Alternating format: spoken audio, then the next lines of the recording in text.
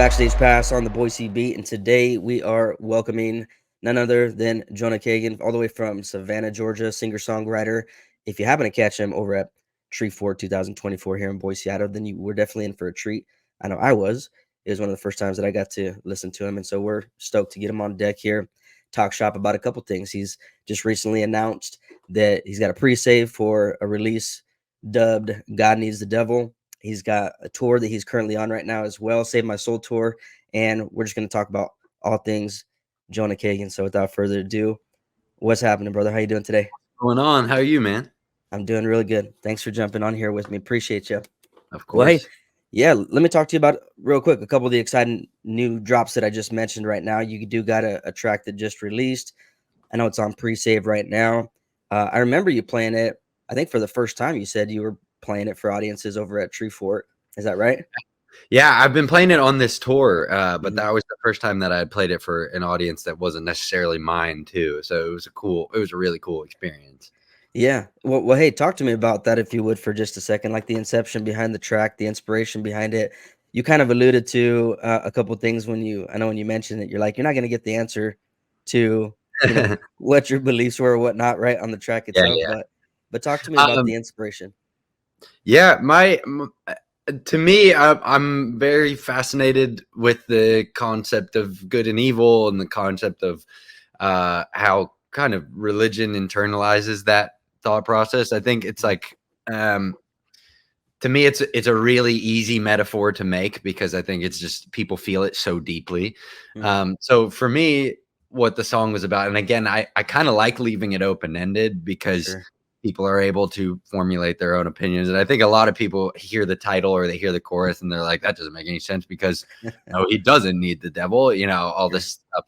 And the only thing that I can offer is from my perspective where I wrote it, really had nothing to do with religion as much as it Mm, did a metaphor to good and evil and how can good exist without evil, mm, or good loses its sort of like even good intention loses its weight if mm, there isn't sort of a an alternative or like an opposite alternative. So to me, it was just kind of this thought of I kind of put it under this sort of like addiction metaphor as yeah. well. So something that you kind of want to get away from, but that you need because it validates your existence.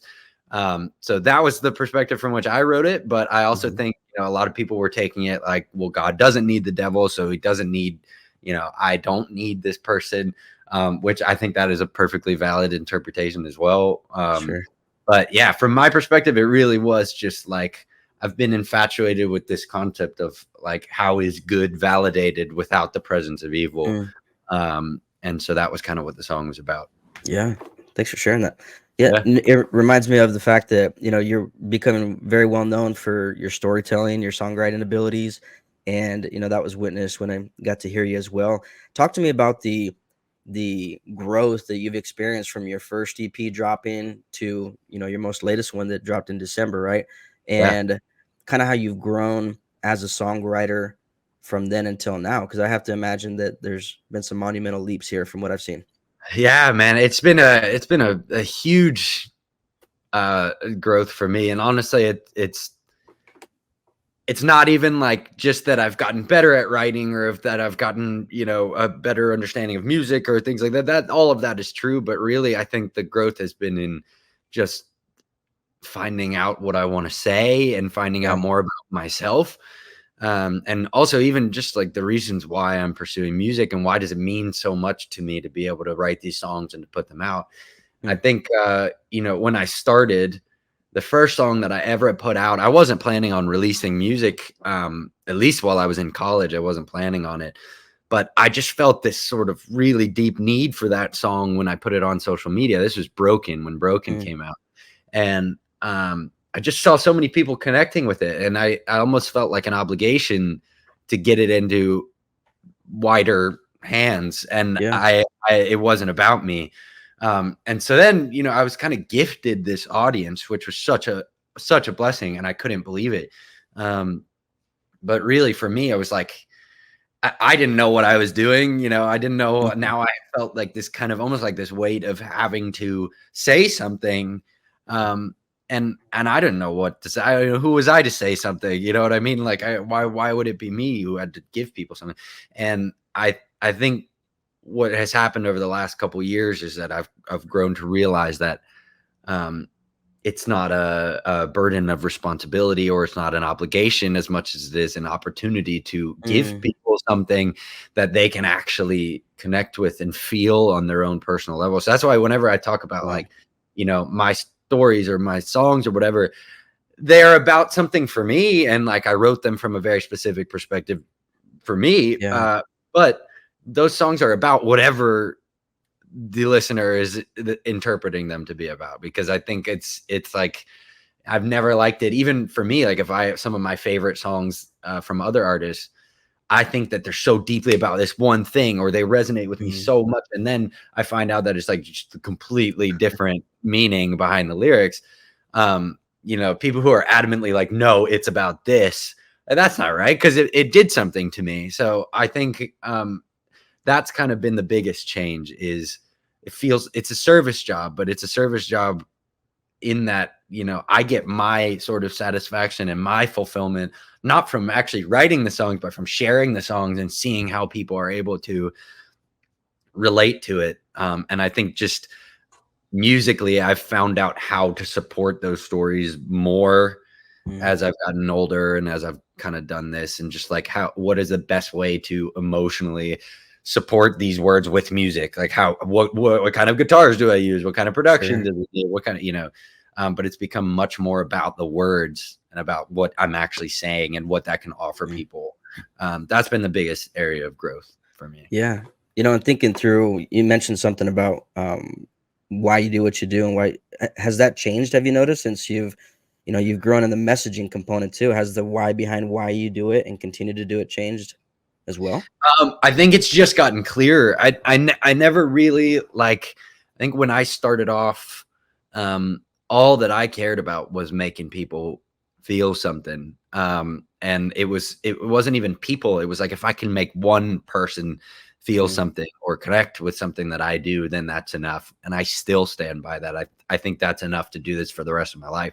mm, Um, the only thing that has changed for me is that I've gotten a lot of clarity on what that actually means. So, like, mm, making somebody feel something, it's like, it's not just that's the very macro thing. But to me, mhm, it's like, I have this opportunity to open up myself in this mm, song, or open up some part of me and present it to people, and then they're able to take that, like the value in what I'm doing, and the reason why is because they can take that and then connect it somehow to them. If that doesn't exist, there's no point in yeah, doing any of it, because I think, a lot of people say songwriting is like their outlet, and I understand that, but that's not really what it is for me. It's not just like a creative outlet. It's really about like the thing that is the outlet and that makes me feel fulfilled is when I can see somebody else take something and internalize it, and makes me feel mhm, like I'm not alone in my own, experiences, or even just that I'm supporting them, like that. That's yeah, what. So it's just a little bit more nuanced now, I think, or a little bit clearer, but it's the same as it was. yeah. No, it just speaks to maturity, I think, as a person and as a musician, getting clear Thanks. on your mission, on your vision of what you're after as an artist. I think that's pretty Yeah. cool. That speaks volume. You know, I read somewhere that your most recent or one of your most recent tracks, The Roads, was one of your favorite ones that you have either produced or written. I'm not sure which one it was.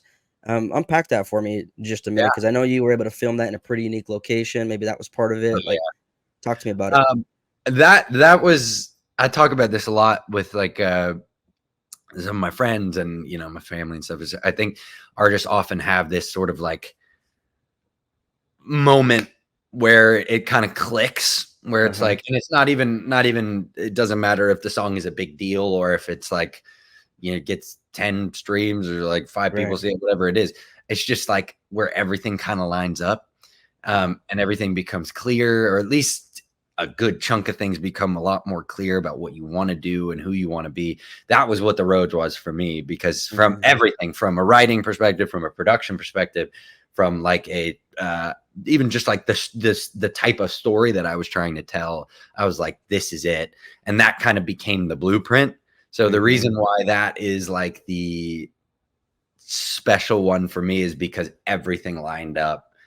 And I just felt there was no part of me that felt any compromise in that song. No part of me felt any sort of like resistance in putting that song out, or any question. There was no question as to like, is this what I like? Is this whatever? So that's why it's one of my favorites. Just because now it's guiding the rest of what I do. Yeah. Speaking to this particular track that is, part of this most recent EP that you're releasing, and you now kicked off a tour, the Save My Soul tour here in March. What can people expect from this particular tour that differs from, any last leg of touring that you've done, and the projects that you've spearheaded? Like, what would you say is pretty unique or special? There's a few things. The first thing is exactly what I just said about the Roads song applies to this tour. It's the same thing. I'm doing it exactly how I want to do it.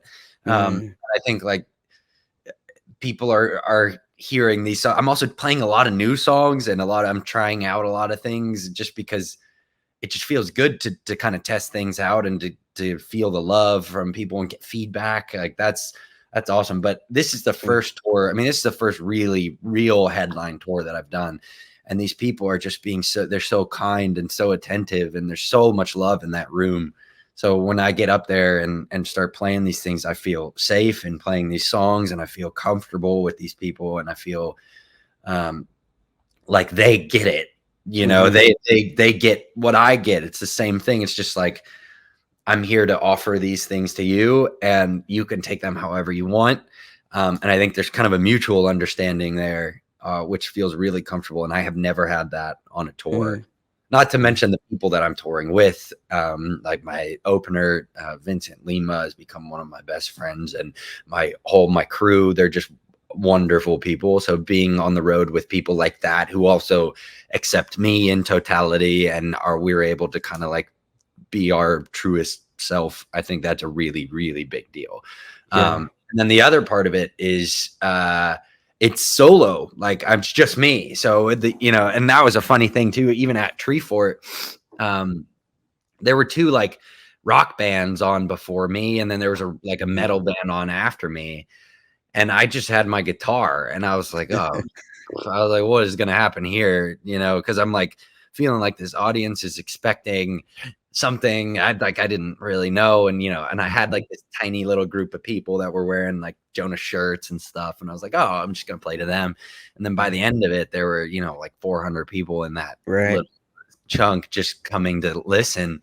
And it was just me and the guitar. So I think, to me, that's where all the songs start too. It's just like that. And even the ones that are really broadly or like largely produced out and stuff like that, they started just with me and the guitar. So having people hear that and hear them in the way that they kind of like were born, that's really meaningful to me too. And I think it also gives people a lot of context for like how I feel the songs should get across. Yeah, no, I kind of got that from you when I was peeking in there and came in with a couple crew members we were watching and listening, and I kind of got the feeling like I was sitting in a living room with you on a couch, and you're just having a conversation, talking, playing with people. It had a very impromptu, almost type of feel to it. Super, super chill. That's what I love, man. I like that, and I've gotten that every night on this tour. Just like get to go out there and just jam with people, and it's a very human interaction. Yeah, that's a good word for it. Yeah, it is a very human interaction. How would you describe it if somebody hasn't checked out your music before and they're hearing this for the first time? Like, some people might pigeonhole it and label it a particular way, but you might have a different way of expressing it. Like, how would you describe your music? Oh man, I always have a tough one with this because everybody tosses the folk word around these days, and everything kind of gets grouped into this massive, folk. And I think it is folky and it's folky inspired, I suppose. But the best way I would describe it is somewhere on the border of like acoustic folk and country, just right in there, but really focused on storytelling, Yeah. um, and kind of the raw live instruments is what I like to it's a really weird, because I think it can fall into different categories, but I have so many sort of like Americana and roots Right. influences, especially older ones these days, and it's just trying to kind of make it my own sound while drawing from country Yeah. inspiration and folk inspiration, and like I said, like that old Americana inspiration, even blues inspiration. But yeah, so we'll see what it evolves into, I suppose. But yeah, Uh-huh. that's usually what I say.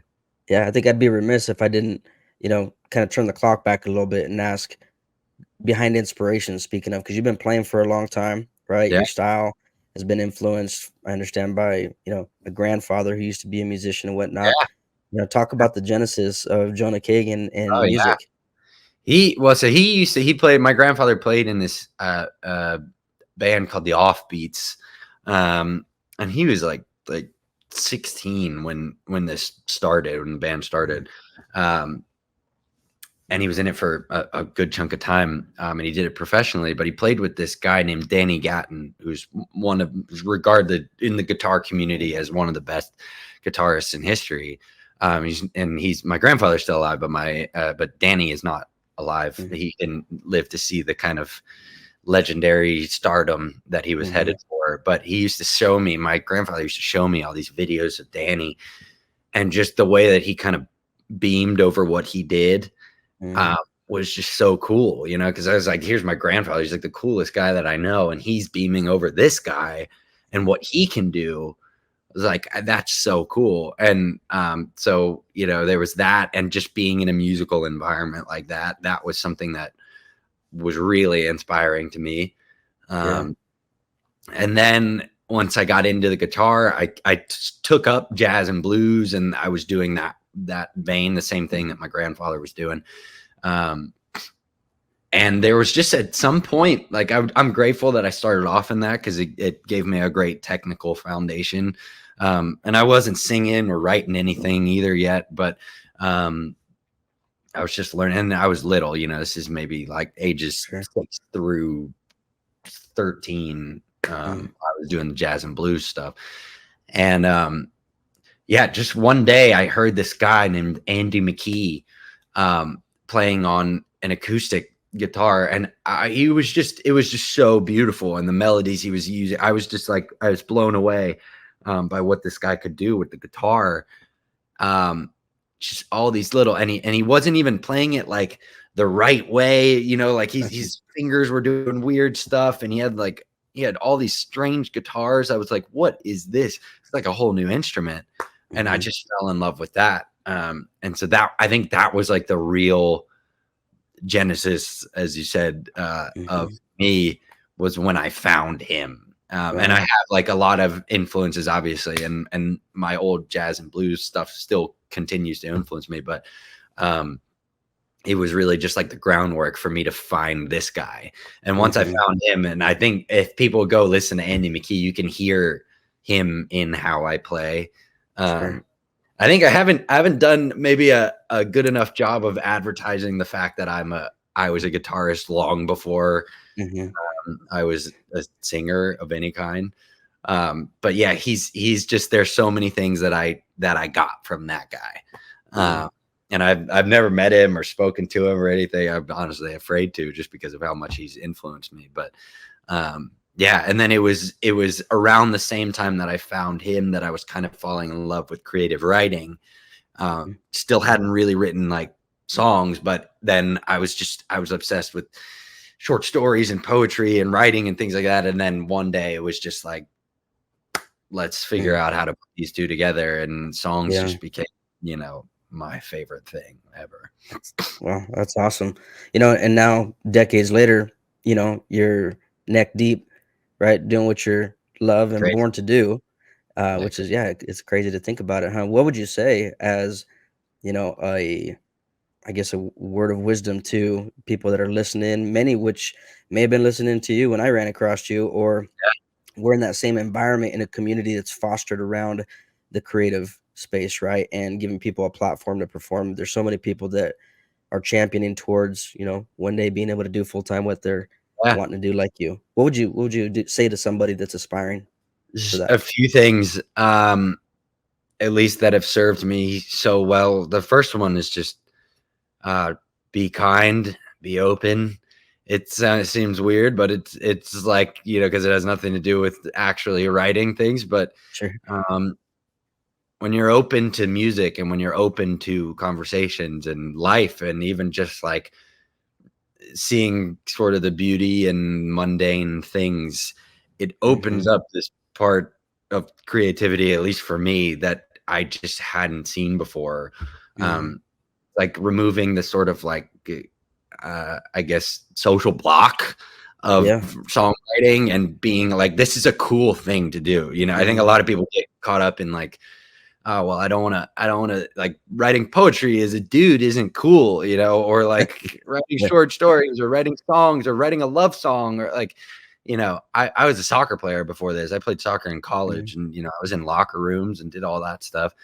Unfortunately, nobody was like super judgmental, but that's not true. It was some people, but I felt the like the sort of like burden of trying to be like I was just like a guy, like Right. a and I hated that.